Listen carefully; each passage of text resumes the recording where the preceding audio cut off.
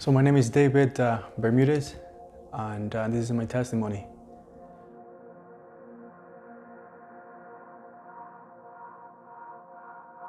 I was born and raised in Panama, and then when I was 15 years old, my dad got a call, a transfer from Montreal, from Panama to Montreal to work with us. So all the family, we went along with him. And when I was in Montreal, I was kind of the member that I was in church. My body was in church, but my mind and soul was outside of the church. And I didn't want to pretty much follow or what the church used to say to do, and I just didn't care too much about God. That was the reality. And so there is one day in 2007, and that I decided to go to Windsor. There was an event, and I wanted to go to the event. And so I booked the flight. I was ready to go. So I packed everything that I needed. And the night before, just before to go to Windsor, and I had a nightmare. I remember that in the nightmare, I was on the plane, and the plane, for some reason, had an accident, or crashed. We all died. I woke up. I was very scared, of course, and then I just couldn't fall back to sleep.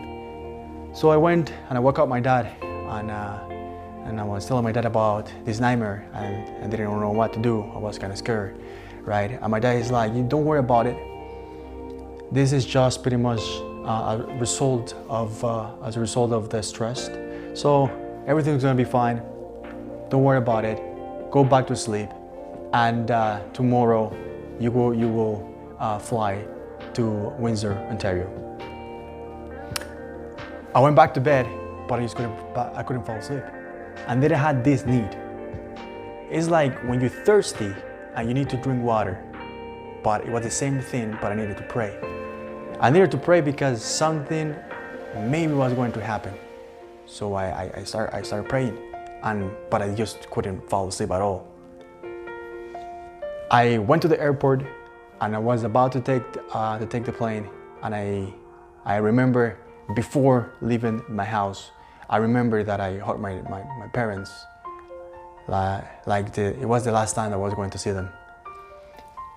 I went to the airport, and when I was in the airport, I started praying again. I was like, "God, if it's your will, and today that for some reason, and you want me pretty much to take my soul, it doesn't matter if I take the plane or if I don't take the plane, this is gonna happen.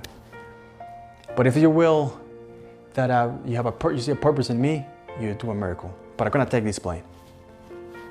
So I remember that I went on the plane, and I remember the plane taking off. I didn't sleep the night before, so I was very tired, so I fell asleep. I remember when the plane was going up. Maybe I slept for an hour, and then I woke up, and the plane already landed, and I was like, "What am I doing here?" And then I was confused because the airport that I was at that moment, it was in Edmonton. It was in Montreal, and I was kind of confused. And so I asked the flight attendant and asked her that what we were doing there in Montreal. I was supposed to be in Toronto to catch another flight to go to Windsor, and she said that she's like, "Don't you remember what happened?" I was like, "No, I don't remember what happened. I was actually sleeping." And she's like, "Well, the captain got a warning in the plane, so we have to go back here to Montreal, and we had an emergency land." And I was like, "Whoa, that's weird." I just remember what happened last night, and I remember that I prayed to God, and I was happy because God pretty much did a miracle that moment, and that's what I thought. But my story doesn't end there, because I'm a kind of person that have a lot of doubts. So when I went to Windsor, and this is the part that I wanted to point it out, I remember that I was on my computer. And just a day after I took the plane, and everything happened. And back in the days, I remember we used to use Messenger. So I was in a Messenger. And then I have two friends. One of them, he was in Costa Rica studying to become a pastor. And then another friend, he went to Argentina, to the Adventist University to study over there. But before that event, been years since the last time that I talked to them.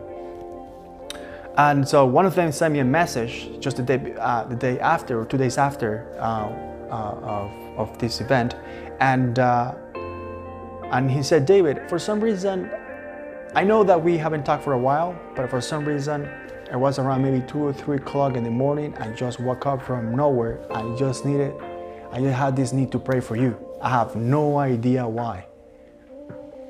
And then right away, it came to my mind what happened.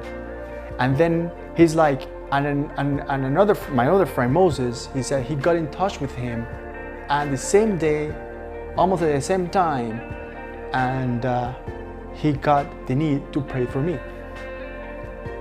So I was like, okay. So I was praying for myself.